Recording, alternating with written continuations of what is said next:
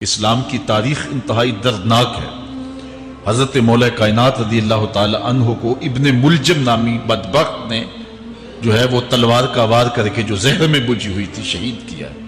تو یہ بغض اور دشمنی رکھنے والے لوگ تھے جو زمانے میں موجود تھے۔ ایک طرف ایسے تھے جو الہ اور معبود کہتے تھے، اور آپ جانتے ہیں کہ حضرت علی المرتضیٰ رضی اللہ تعالی عنہ کی قبر لوگوں کی نظر سے چھپا کے بنائی گئی، اس ڈر سے کہ لوگ آپ کی قبر کو اکھیڑ نہ دیں، کیونکہ خارجی اس قدر جو ہے وہ زور آور ہو گئے۔ اسلام کی تاریخ دردناک ہے۔ حضور علیہ السلام فرماتے ہیں جتنے دکھ مجھے دیے گئے کسی کو نہیں دیے گئے، کسی نبی کو نہیں پہنچے۔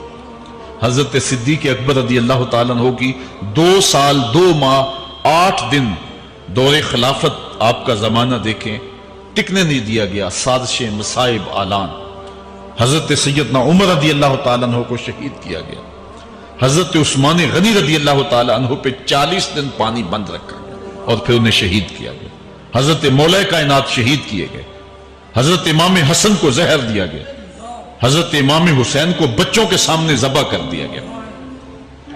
حضرت امام اعظم ابو حنیفہ کی وفات جیل میں ہوئی۔ امام احمد بن حنبل کے بدن پہ اتنے کوڑوں کے نشان تھے کہ جب قمیض اٹھاتے تھے تو ہر جگہ کوڑوں کے نشان ہی نظر آتے۔ امام مالک کو مدینے کی گلیوں میں گدھے کے اوپر بٹھا کے کالا منہ کر کے وقت کے حاکم نے پھرایا۔ حضرت مجدد الفسانی علیہ رحمہ کو گوالیار کے قلعے میں جو ہے وہ قید کیا گیا۔ علامہ فضل حق خیر آبادی کو جزیرہ انڈمان کالے پانیوں کی سزا دی گئی۔ اہل حق کی تاریخ دیکھیں، دردناک تاریخ ہے۔ آج بھی کابل میں، کندھار میں، قلعہ جنگی میں، دشت لیلہ میں، تورا بورا میں، تکریت میں، موصل میں، بغداد میں، کشمیر میں، غزہ میں، یہاں برما میں دیکھو کون سی قیامت نہیں توڑی جا رہی۔ ہمارے ساتھ ماضی دیکھیں تو ہمیں بغداد کی وہ دردناک کہانی سامنے آتی ہے جب انسانی کھوپڑیوں کا مینار تعمیر کیا جا رہا ہے اور منگول سردار نے اپنی فوج کو حکم دیا تھا کہ جو کسی مسلمان کا سر نہیں لائے گا اس کا سر کاٹ کے اس مینار پہ لگائیں گے۔ پھر لوگ پیسے لے کے پھرتے تھے کہ مسلمان کا پتہ دے اور اس کی کھوپڑی کاٹی جائے۔ کچھ لوگ جان چھپانے کے لیے تہ خانوں میں گھس گئے، پھر دجلہ کا بند توڑا گیا۔ 1.25 لاکھ لاشیں ہم نے تہ خانوں سے نکالی تھی۔ اندلس کی تاریخ پڑھیں، ہمارے ساتھ جو قیامت توڑی گئی۔ مصر کے اندر 30,000 فاطمی کو شہید کیے گئے۔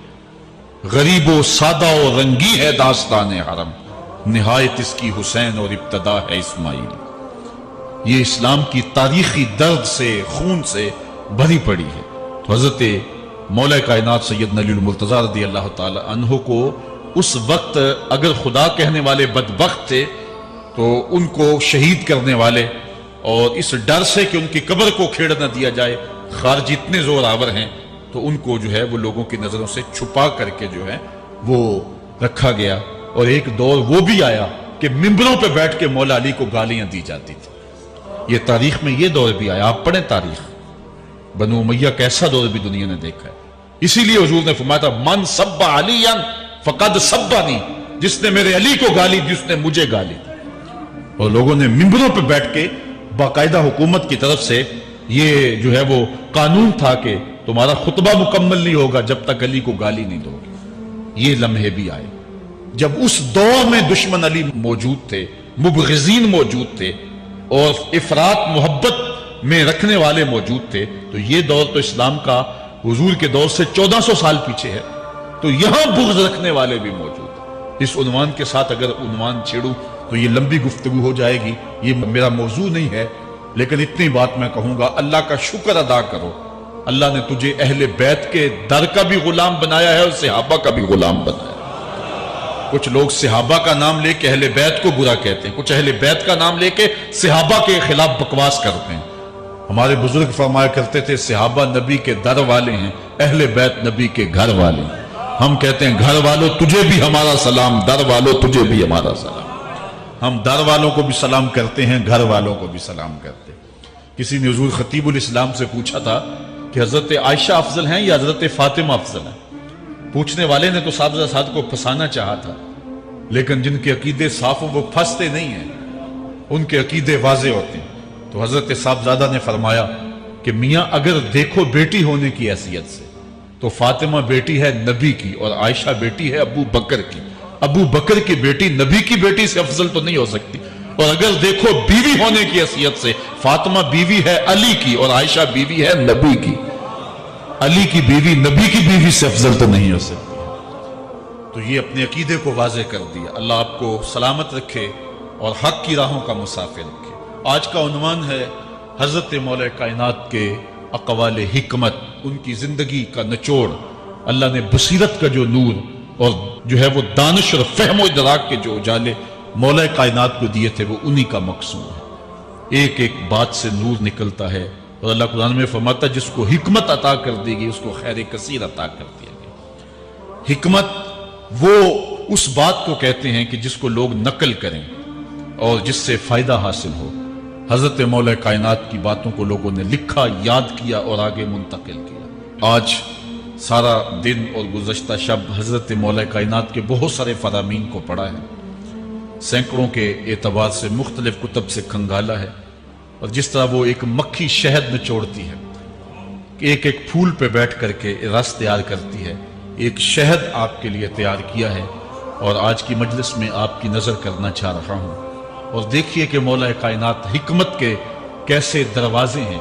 इसीलिए हुजूर ने फरमाया आना दारुल हिकमत व अलीयुन बाबुहा, आना मदीनतुल इल्म व अलीयुन बाबुहा। मैं हिकमत का घर हूँ, अली दरवाजा है। मैं हिकमत का शहर हूँ, अली उसका दरवाजा है। तो शरीफ लोग शहर में दरवाजे के रास्ते ही जाया करते हैं। दीवारें फलांग करके जाना शरीफ लोगों का शेवा नहीं होता है। इल्म की खैरात लेनी है तो मौला अली की दहलीज पे आना होगा। हजरत मौला कायनात फरमाते हैं मैंने अपने इरादों की शिकस्त से अपने रब को पहचाना है। जो मैं मनसूबा बंदी करता हूं नतीजा ये निकलेगा, मेरा ख्याल होता है ये होगा, लेकिन ऐसा नहीं होता। होता वो है जो रब को मंजूर होता। इसलिए मैं अपने इरादों की शिकस्त से अपने रब को पहचाना। हजरत मौला कायनात जिंदगी गुजारने का ढब, उसलूब और तरीका बता रहे हैं। सुनो, फरमाते हैं खालितुन नास मुखालततन इन मुत्तुम माहा बको व इन इश्तुम हन्नु इलैकुम। लोगों के साथ ऐसी जिंदगी गुजारो कि अगर तुम मर जाओ तो लोग रोएं कि कोई कीमती मता खो गई, और अगर तुम जिंदा रहो तो लोग तुम्हारी सोहबत के मुश्ताक रहें, तुम्हारी मजलिस में बैठने और तुम्हारे पास आने की आरजू अपने सीने में रहे। मरो तो जमाना तड़पे, तुम्हारी मौत पे लोगों के सीने में दिल दहल जाए, और जियो तो लोग तुम्हारी खिदमत में हाजिर होना अपने लिए एक सादत मंदी समझे। मौला कायनात रज़ी अल्लाह ताला अन्हो दुश्मन पर ताकत पाने वाले के लिए एक नसीहत करते हैं। फरमाते हैं इज़ा क़दरता अला अदुव्विका फ़जलिल अफ़्व अन्हु शुक्रन लिल कुदरत अलैहि। जब तू दुश्मन पर गालिब आ जाए तो दुश्मन पर गालिब आने का शुक्रिया क्या अदा करना है। दुश्मन एक बहुत बड़ी मुसीबत है, लेकिन दुश्मन ज़ेरे दाम आ गया और वो तेरे काबू में आ गया और उसका सर तेरे पांव तले है। अब अल्लाह का शुक्र इस हाल में कि मालिक तूने दुश्मन पर मुझे गलबा दिया, ताकत दी, तो शुक्र क्या है। हजरत मौला कायनात फरमाते हैं दुश्मन पर गालिब आने का शुक्रिया यह है कि दुश्मन को माफ कर दो। ये बड़े लोगों का शेवा होता है। जब दुश्मन काबू आ जाए तो फिर उससे दरगुजर करना, ये अल्लाह ताला का शुक्र अदा करना है। ये अल्लाह ताला जल्ला शानहू की उस करम नवाजी का शुक्रिया अदा करना है। ज़ुहद क्या है। हजरत मौला कायनात रज़ी अल्लाह ताला अन्हु का एक 4 लफ्जी फरमान सुनिए और ज़ुहद की तारीफ कितनी खूबसूरती के साथ की। फरमाने लगे अफजलु ज़ुहद इख्फाउ ज़ुहद। बेहतरीन ज़ुहद ये है कि ज़ुहद को पोशीदा रखा जाए। बेहतरीन ज़ुहद ये है कि ज़ुहद को पोशीदा रखा जाए। हम तो अपनी इबादतों, अपनी नेकियों, अपनी समाजी खिदमात के इश्तिहार छपवाते हैं ना। वो किसी ज़माने में हम सुनते थे नेकी कर दरिया में डाल, और अब कहते हैं नेकी कर अखबार में डाल। यहां ज़ुहद तरके दुनिया, अल्लाह ताला की इबादत का जो ज़ौक़ बंदे को नसीब होता है, वो बेहतरीन और अफजल ज़ुहद क्या है। कहा ज़ुहद को पोशीदा रखना, ये अफजल ज़ुहद है। हजरत मौला कायनात का एक और फरमान सुनिए अशरफुल गिना तर्कुल मुना। बेहतरीन दौलतमंदी क्या है। جس کے پاس مربے زیادہ ہیں، جس کے پلازے زیادہ ہیں، جس کا بینک بیلنس زیادہ ہے، جس کے پاس جو ہے وہ بہت ساری دولتیں ہیں، سونا اور چاندی کے انبار ہیں، کون سب سے زیادہ دولت مند ہے؟ افضل دولت مندی کیا ہے؟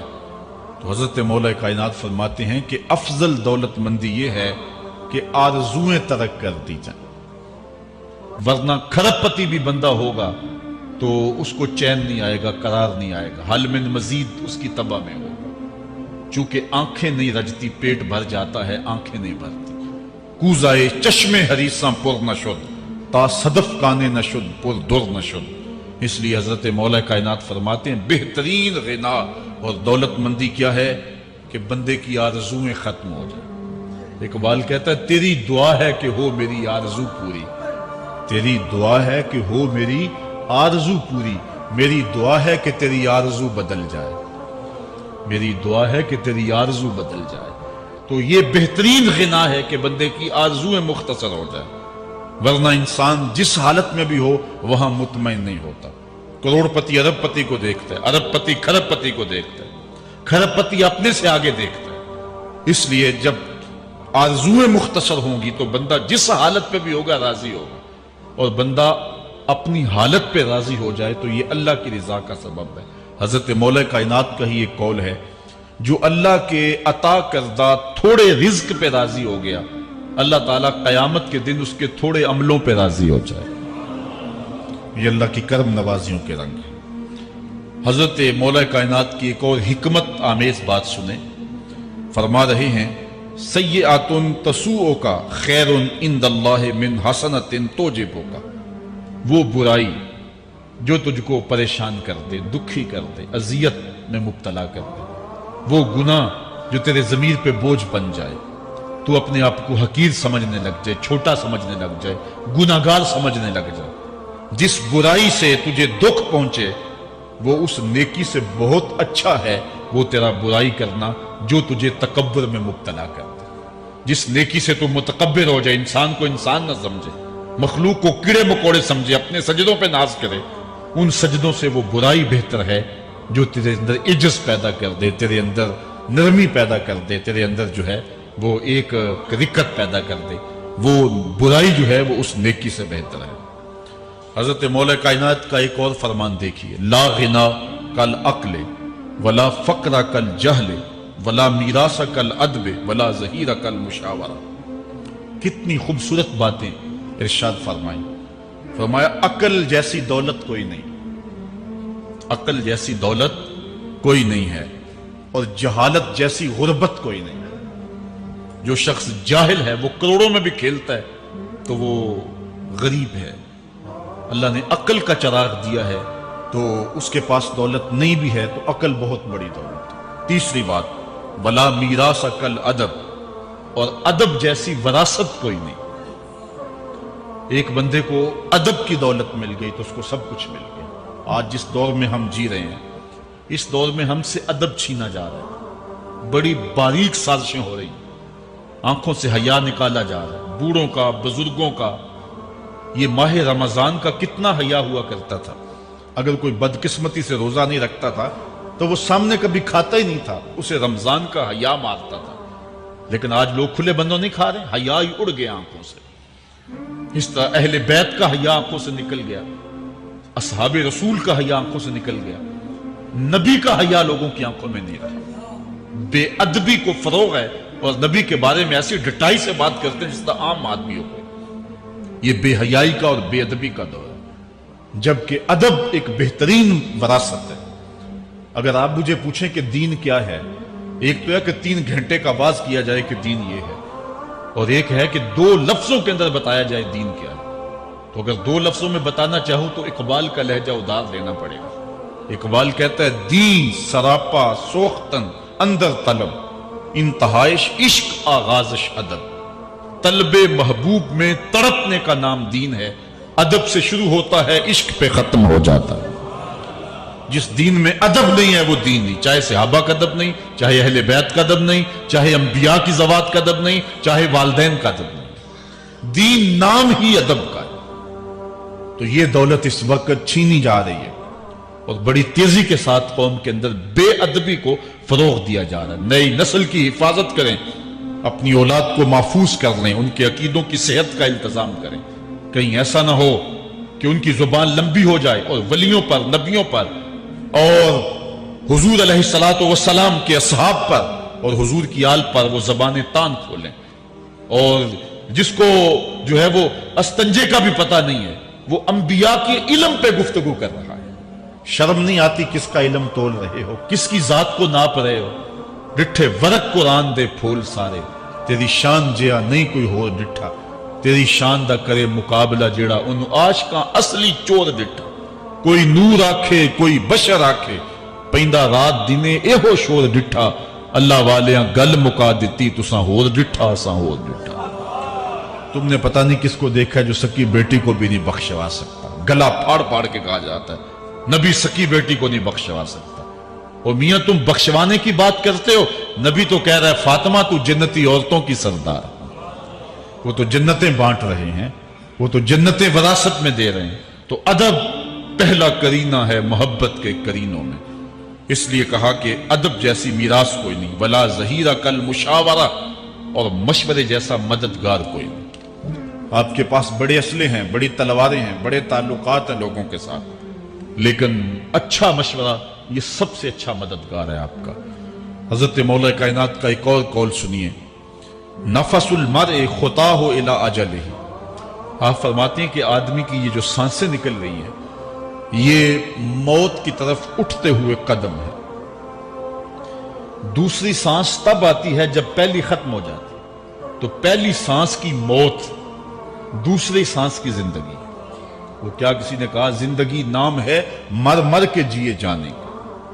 یہ ایک بار ہم ایک سانس کو کاٹتے ہیں تو دوسری سانس آتی ہے. جب تک پہلی سانس موجود ہے دوسری نہیں آئے گی. تو حضرت مولا کائنات فرماتے ہیں یہ موت کی طرف اٹھتے ہوئے قدم ہے.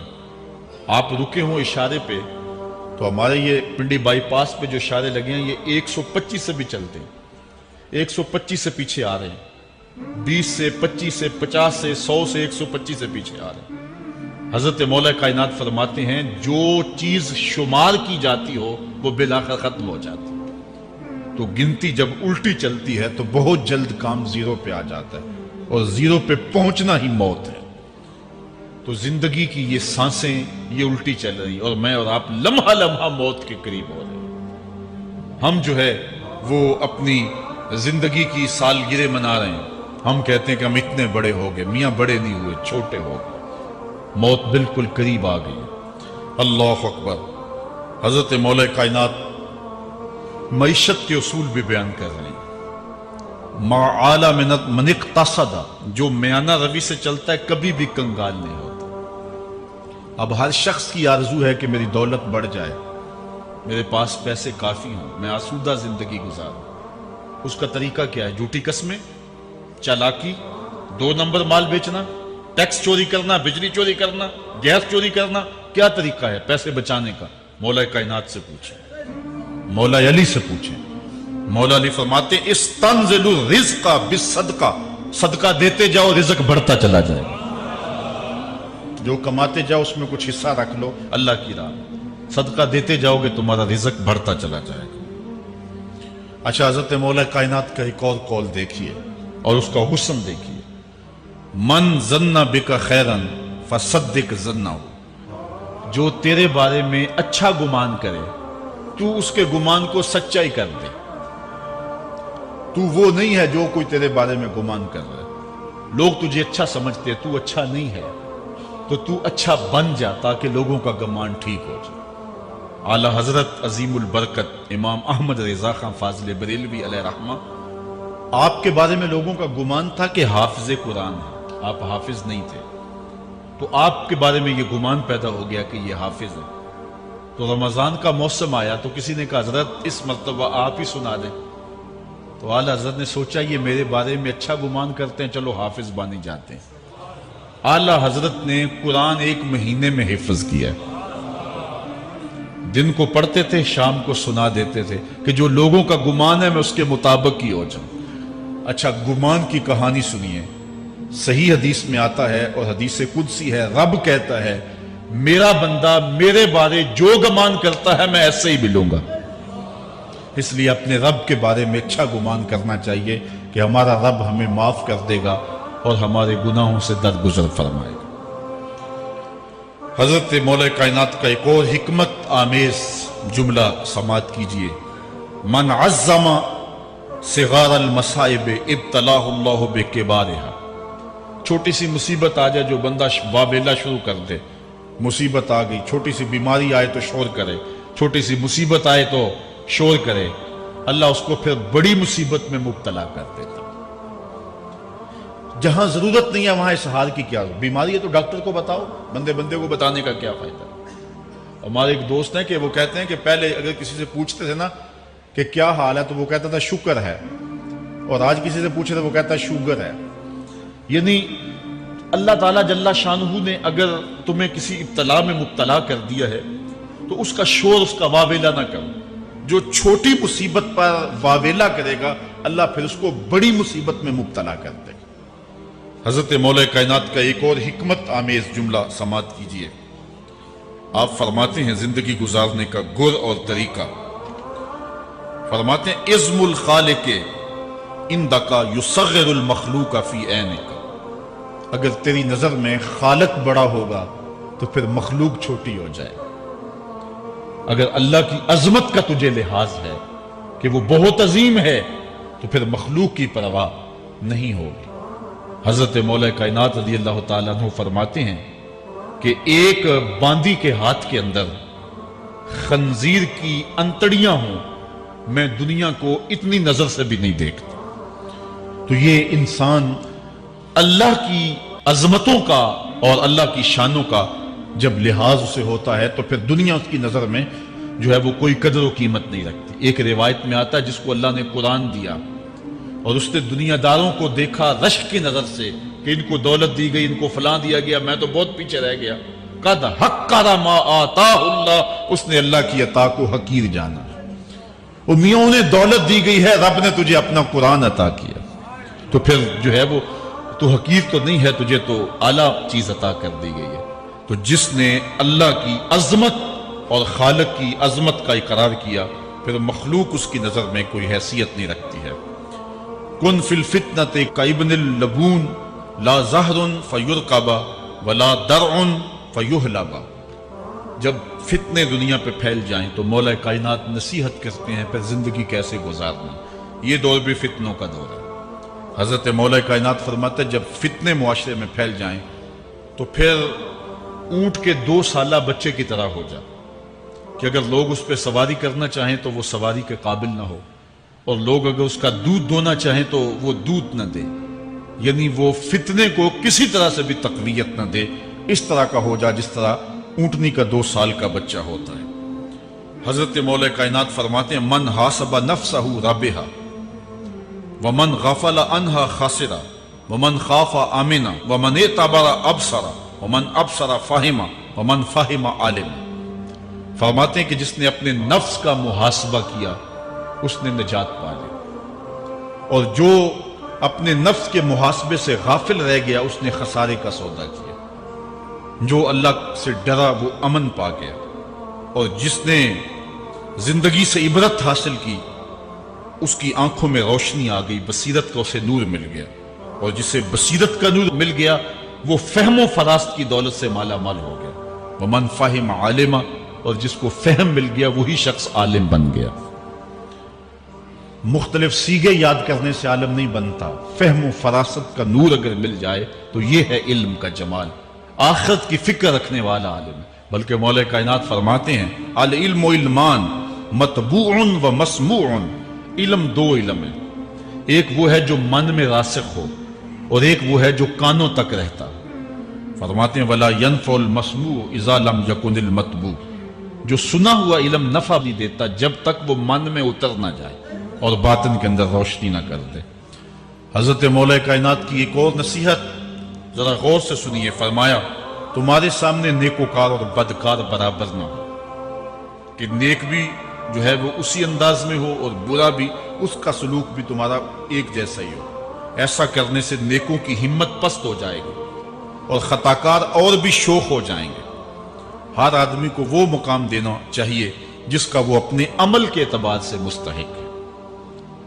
اصل خرابی ہوئی تب ہے ہمارے آراس میں، ہماری محافل نعت میں، ہماری مجالس میں وہ لوگ مہمان خصوصی بنے جن کے پاس دولت زیادہ تھی، چاہے کردار کے لحاظ سے وہ کتنے ہی پست کیوں نہ ہو، اور جن کے پاس دولت نہیں ہے چاہے وہ کردار کے اعتبار سے جتنے مرضی بلند کیوں نہیں ہے، انہیں عزت کی مسند پہ نہیں بٹھایا گیا۔ میں نے اپنی ان آنکھوں سے گجرانوالہ کے ایک اسٹیج پہ دیکھا کہ ایک محفل نعت تھی اور ایک بوڑھا شخص سفید ریش، وہ اسٹیج پہ شوق میں کہ میں نعت خانوں کو قریب سے دیکھوں، وہ آ کے بیٹھ گیا اور منتظمین نے جو ہے وہ سیکورٹی کو حکم دیا اس بابے کو اٹھاؤ اور اس کو جو ہے وہ نیچے کرو۔ یعنی لوگوں کی قدر و منزلت ان کے دولت کے قد کے مطابق کی جاتی۔ جو کل شراب خانے میں مہمان خصوصی تھا آج وہ محفل نعت میں مہمان خصوصی ہے۔ جو جتنا بڑا ڈاکو ہے اتنا ہی بڑا جو ہے وہ عزت پاتا ہے۔ کیوں؟ دین میں تو عزت ان کو ہونی چاہیے جو دیندار، ان اکرمکم عند اللہ اتقاکم، جو سب سے زیادہ متقی ہوگا اللہ کے نزدیک وہی عزت والا ہوگا۔ تو ایک بندے کو دنیا میں بھی عزت ہے اور مصلی اور محراب اور جو ہے وہ عرس اور پیر خانے میں بھی اس کو عزت ہے، تو پھر یہ حوصلہ شکنی ہے تقوی والوں کی۔ حضرت مولا کائنات فرماتے ہیں اور خطا کار اور بھی شوق ہو جائے گا۔ بلکہ ہم نے جو انداز اختیار کیا ہوا ہے، ایک شعر پڑھتے ہیں ہمارے نعت خاں کہ چلو دربار نبی میں چلیں، کھوٹے سکے بھی جہاں پہ چلتے ہیں، اور پھر جو ہے وہ سارے لوگ نوٹ پھینک رہے ہوتے ہیں۔ شرابی بھی نوٹ پھینک رہا ہے، جوا کھیلنے والا بھی پھینک رہا ہے، جس نے رشوت سے پیسے کمائے وہ بھی پھینک رہے ہیں اور خوش ہو رہے ہیں کہ کھوٹے سکے بھی وہاں چلتے ہیں۔ جبکہ ان اللہ طیب ولا یقبل الا الطیب، حدیث میں آتا ہے اللہ فرماتا ہے کہ اللہ طیب ہے اور پاکیزہ کے علاوہ قبول ہی نہیں کرتا۔ من غش فلیس منا، جو ملاوٹ کرے وہ ہم سے نہیں ہے۔ اور یہاں کھوٹے سکے بھی چلائے جا رہے ہیں، اور پھر جتنے بھی کھوٹے سکے ہیں وہ نوٹ پھینک رہے اور ایسے ایسے پھینک رہے اور خوش ہو رہے ہیں کہ یہ تو کچھ بھی نہیں ہے۔ حرام سے کمائے، حلال طریقے سے کمائے، جس طریقے سے کمائے کوئی فرق نہیں پڑتا۔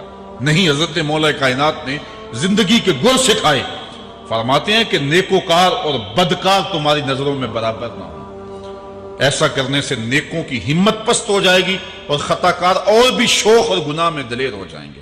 ہر آدمی کو وہ مقام دو جو عمل کے اعتبار سے اس کا مقام بنتا ہے۔ لیکن اس دور کے اندر تو جو حال ہو گیا ہے، بلکہ حضرت مولا کائنات اس بات کو پہلے بھام کے ارشاد فرمایا، لوگوں کا عجیب حال ہے، بدکاری کو اعلیٰ نسب کا نشان سمجھتے ہیں اور پاک دامنی کو تعجب خیال کرتے ہیں، گویا اسلام کے لباس کو الٹا پہن لیا ہے لوگوں۔ جو رخ سیدھا ہونا چاہیے تھا اس کو الٹا کر دیا، جو الٹا ہونا چاہیے اس کو سیدھا کر دیا۔ حضرت مولا کائنات کا ایک اور قول بھی سنیے، تھوڑا سا شک بھی دین بگاڑ دیتا ہے۔ دین کے اندر شک نہیں کرنا چاہیے، دین جو ہے وہ یقین کا نام ہے۔ علامہ اقبال نے ایک بڑی خوبصورت اس وقت بات کہی تھی جب شکوک جنم لے رہے تھے کہ سن اے تہذیب حاضر کے غلام، غلامی سے بدتر ہے بے یقینی، غلامی سے بدتر ہے بے یقینی۔ آج بے یقینی پھیلا دی گئی ہے معاشرے کے اندر، اور قوم جو ہے وہ بالکل جو ہے وہ یقین کی اس دولت پہ جو ہے وہ قانے نہیں ہے۔ فرمایا مولا کائنات نے تھوڑا سا شک بھی دین بگاڑ دیتا ہے۔ اور پھر دوسرا قول بھی سنیے، تھوڑی سی دنیا بھی آخرت برباد کر دیتی۔ یہاں دنیا سے مراد کیا ہے؟ دولت، کاروبار نہیں، چیز دنیا از خدا غافل بدن۔ مرشد اقبال رومی کہتے ہیں دنیا کیا ہے؟ خدا سے غافل ہونا۔ خدا سے غافل جو شے کر دے، وہ دولت ہو، وہ کاروبار ہو،